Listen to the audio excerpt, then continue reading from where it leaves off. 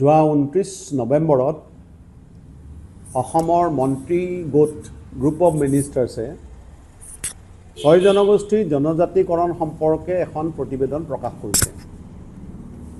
এই যে মন্ত্ৰী গোট গঠন হৈছিল, কিয় গঠন কৰা হৈছিল?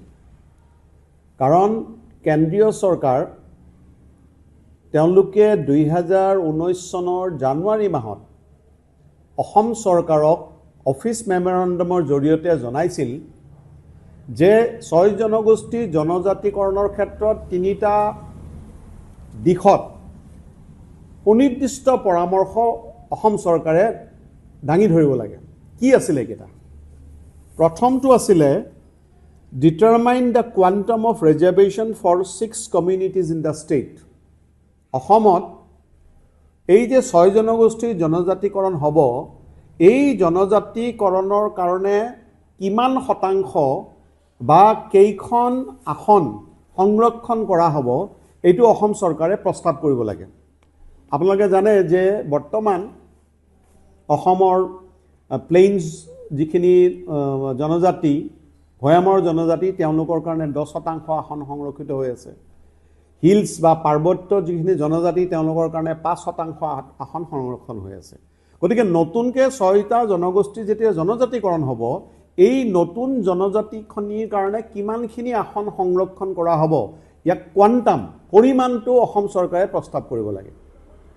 এই গতিৰ যিটো তেওঁলোকে প্ৰতিবেদন দিলে, তাত এই সম্পৰ্কে এটা শব্দও নাই।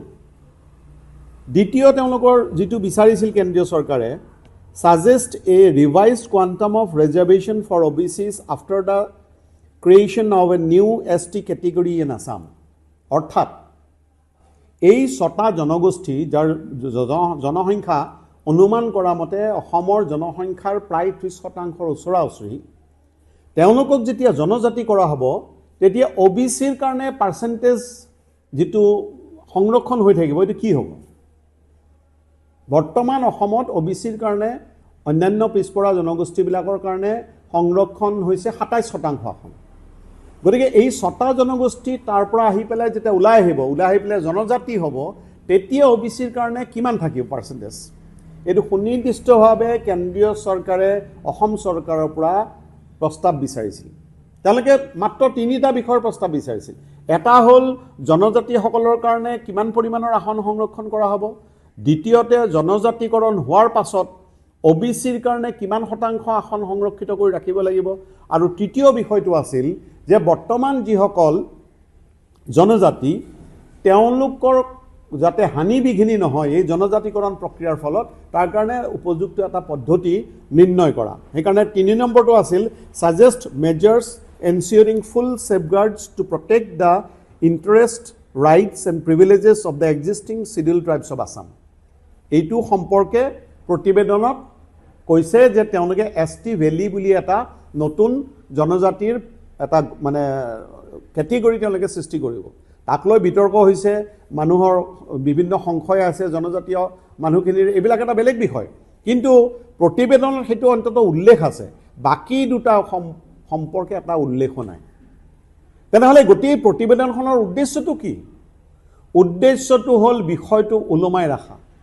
জনজাতিকৰণ মুঠেই তেওঁলোকৰ উদ্দেশ্য নহয়। আৰু যিধৰণে জনজাতীয় সংগঠনবিলাকে দাবী কৰি আছিল যে 26ৰ নিৰ্বাচনৰ পূৰ্বে জনজাতিকৰণ কৰিব লাগিব, এইটো হোৱাৰ কোনো সম্ভাৱনা নাই। কাৰণ প্ৰতিবেদনখনে এনেকৈ প্ৰস্তুত কৰা হৈছে যাতে ইয়াক কৰিব নোৱাৰি। তাৰপিছত আমি দেখিছোঁ যে কেৱল অসমৰ BJP চৰকাৰ নহয়, কেন্দ্ৰৰ BJP চৰকাৰৰ একেই দৃষ্টিভংগী জনজাতিকৰণৰ ক্ষেত্ৰত। কি? যে নিৰ্বাচনৰ সময়ত বিষয়টোক ভোট গটোৱাৰ কাৰণে ব্যৱহাৰ কৰিব লাগে। 2014 চনৰ লোকসভা নিৰ্বাচনৰ পূৰ্বে যেতিয়া নৰেন্দ্ৰ মোদী প্ৰধানমন্ত্ৰীৰ প্ৰাৰ্থী আছিল, তেতিয়া তেওঁ অসমত ঘোষণা কৰিলে যে আমি চৰকাৰ হ'লে 6 মাহৰ ভিতৰত 6টা জনগোষ্ঠীৰ জনজাতিকৰণ কৰিম। সেই 6টা মাহ গৈ 5 বছৰ হ'ল। 2019 চনত তেওঁলোকে এখন বিল উত্থাপন কৰিলে। সেই বিলখন এতিয়াও ৰাজ্যসভাত পৰি আছে, তাৰ কোনো খা খবৰ নাই। বিলখন তেওঁলোকে উত্থাপন কৰিলে নিৰ্বাচনৰ আগে যাতে মানুহক সন্তুষ্ট কৰিব পৰা যায়, যিসকলে জনজাতিকৰণ বিচাৰে তেওঁলোকৰ ভোটকেইটা বিজেপিয়ে যাতে পায়। তাৰ কাৰণে বিলখন উত্থাপন কৰিলে, কিন্তু তাক কোনো ধৰণে আলোচনাৰ কাৰণেও নিদিলে। তেওঁলোকে ক'লে যে মডেলিটিটো ঠিক হোৱা নাই, মডেলিটিটো ঠিক কৰাৰ কাৰণে অসম চৰকাৰে প্ৰস্তাৱ দিব লাগিব। তাৰমানে মডেলিটি এটা ঠিক নকৰাকৈ কেৱল নিৰ্বাচনী লক্ষ্য আগত ৰাখি পেলাই তেওঁলোকে বিলখন উত্থাপন কৰিছিল। আৰু এতিয়া আমাৰ আগন্তুক বিধানসভা নিৰ্বাচন মাত্ৰ 3 মাহ পাছত এতিয়া তেওঁলোকে এখন প্ৰতিবেদন দিছে, যিখন প্ৰতিবেদনত মই ক'লোৱে যে 3টা গুৰুত্বপূৰ্ণ বিষয় কেন্দ্ৰীয় চৰকাৰে তেওঁলোকৰ পৰা বিচাৰিছিলে। কে বিজেপি চৰকাৰ, তেতিয়া গৃহমন্ত্ৰী আছিলে ৰাজনাথ সিং, এতিয়াৰ গৃহমন্ত্ৰী অমিত শ্বাহ। গৃহ মন্ত্ৰালয়ে বিচাৰিছিল অসম চৰকাৰৰ পৰা 3টা সুনিৰ্দিষ্ট অভিমত, তাৰ ভিতৰত 2টাৰ ক্ষেত্ৰতে অসম চৰকাৰ বা মন্ত্ৰীগোট সম্পূৰ্ণ নিমাত। গতিকে এইখন চৰকাৰৰ আমি লক্ষ্যটো বুজি পাইছোঁ, লক্ষ্যটো খুব স্পষ্ট যে তেওঁলোকে জনজাতিকৰণ নহয়, জনজাতিকৰণ দাবী কৰা মানুহখিনিৰ ভোটহে তেওঁলোকৰ লক্ষ্য। গতিকে এই লক্ষ্য লৈ তেওঁলোকে কাম কৰিছে। মন্ত্ৰীসভাৰ গোটৰ প্ৰতিবেদনটো তেওঁলোকে উল্লেখ কৰিছে। গতিকে ইয়াত আমি দেখিব যে 6 বছৰ 2019 চনত এই মন্ত্ৰীসভাৰ গোট গঠন হৈছিল জানুৱাৰী মাহত, এতিয়া 2025 শেষ হ'ব। তাৰমানে আৰু 2টামান দিন গ'লে এই মন্ত্ৰীসভা গোট গঠন কৰাৰ 7 বছৰত সোমাব, পূৰ্ণ হ'ব। তেনেহ'লে 7 বছৰৰ ভিতৰত তেওঁলোকে কি কৰিলে?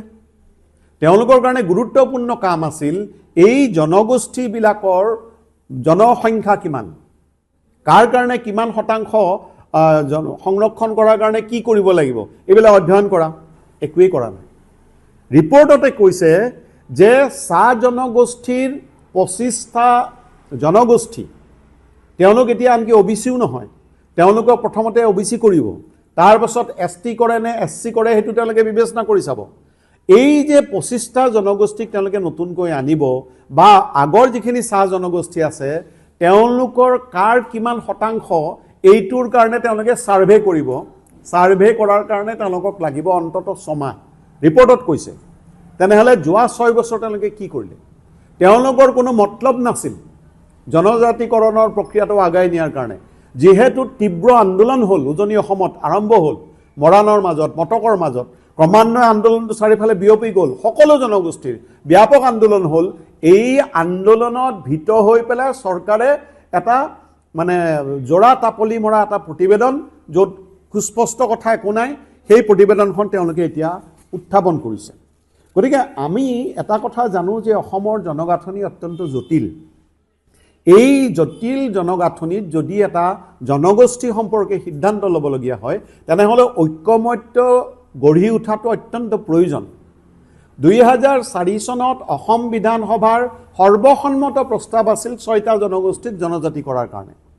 এইবাৰ বিৰোধী দলবিলাকে বাৰে বাৰে দাবী কৰিলে যে বিধানসভাত বিষয়টো আলোচনা হ'ব লাগে। 25 তাৰিখে চৰকাৰে ক'লে 25 তাৰিখে যিদিনাখন বিধানসভাৰ অধিৱেশন আৰম্ভ হ'ব, শীতকালীন অধিৱেশন, সিদিনাখন আমি প্ৰতিবেদনখন দিম। নিদিলে। 26 তাৰিখে নিদিলে, 27 তাৰিখে নিদিলে, 29 তাৰিখে যিদিনাখন শেষ হ'ল বিধানসভাৰ অধিৱেশন, কেৱল আনি পেলাই কেইটামান কপি, প্ৰতিটো দলক এটা এটা কপি দি পেলাই তেওঁলোকে বিধানসভাখন ভংগ কৰি দিলে। অৰ্থাৎ সৰ্বদলীয় ঐক্য গঢ়ি তোলাৰ কাৰণে কোনো ইচ্ছা, কোনো প্ৰচেষ্টা এখন চৰকাৰৰ নাই। আমাৰ CPMৰ দাবী হ'ল যে শীঘ্ৰে অসম চৰকাৰে, বিজেপি চৰকাৰে সৰ্বদলীয় সভা এখন আহ্বান কৰক আৰু বিধানসভাৰ জৰুৰী অধিৱেশন আহ্বান কৰি এটা সৰ্বদলীয় মতামত, ঐক্যমত্য গঢ়ি তোলাৰ কাৰণে চৰকাৰে উদ্যোগ লওক। গতিকে আমাৰ সামগ্ৰিকভাৱে ক'বলগীয়া কথা এইটোৱেই যে এই চৰকাৰখনে গোটেই বিষয়টোক লৈ কেৱল ৰাজনৈতিক মুনাফা আদায়ৰ বাবেহে আজি নানা ধৰণে তেওঁলোকে চল চাতুৰি কৰিবলৈ চেষ্টা কৰি আছে। এইটোৰ আমি বিৰোধিতা কৰিছোঁ আৰু আমি দাবী জনাইছোঁ যে বৰ্তমানৰ যিখিনি জনজাতি, এই জনজাতিসকলক সম্পূৰ্ণ সুৰক্ষিত ৰাখি এই 6 জনগোষ্ঠীৰ জনজাতিকৰণটো শীঘ্ৰে কৰিব লাগে আৰু শীঘ্ৰে মানে 2026 চনৰ বিধানসভা নিৰ্বাচনৰ আগত এই কাম সম্পন্ন কৰিব লাগে। আৰু তাৰ বাবে ৰাজ্যসভাত যিখন বিল আজি 6 বছৰ ধৰি পৰি আছে, এই বিলখনত প্ৰয়োজনীয় সাল সলনি কৰি যাতে বিধানসভা নিৰ্বাচনৰ আগতে এই বিলখন তেওঁলোকে ৰাজ্যসভাত, পৰৱৰ্তী সময়ত লোকসভাত তেওঁলোকে যাতে গ্ৰহণ কৰে, তাৰ কাৰণে আমি CPM দলে দাবী উত্থাপন কৰিছোঁ। এইটো হ'ল প্ৰথম বিষয়।